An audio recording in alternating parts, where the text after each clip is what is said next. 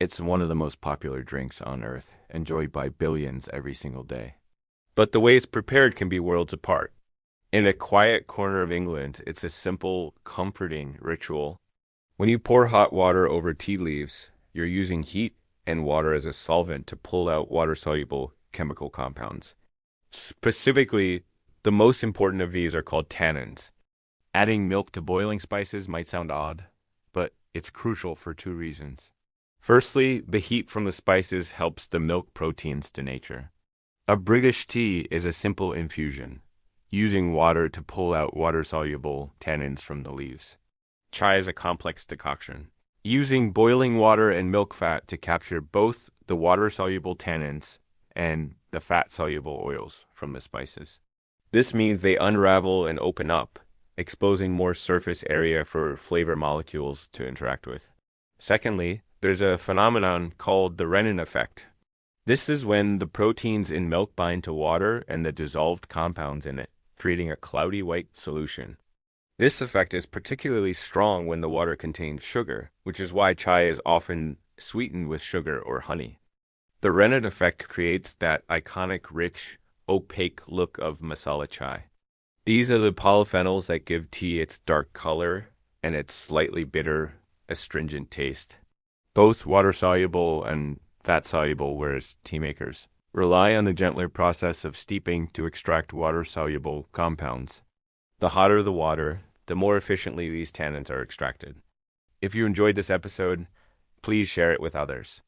Subscribe to our channel for more fun science explainers. You can also follow us on social media. Until next time, thanks for watching. Now, what about the milk? When you add a splash of milk, a protein in it called casein binds to some of those tannins. This makes the tea less bitter and gives it a smoother, richer mouthfeel.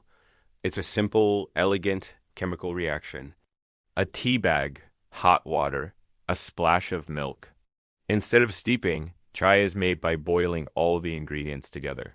The term masala means mixture in Hindi, and this isn't just a mix of exotic spices. It's a carefully balanced blend of flavors.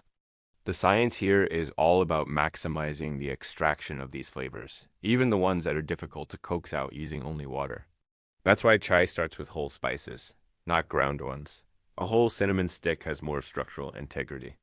It can withstand the heat of boiling water without releasing all its oils immediately. This gives the chai a nice gradual infusion of flavor over time. Ground cinnamon would just release its oils too quickly, potentially creating a burnt or bitter taste. But halfway across the world, on a busy street in Mumbai, it's a fragrant, bubbling symphony of spices and milk boiled together into a rich, sweet concoction, a simple cup of tea, and a complex masala chai.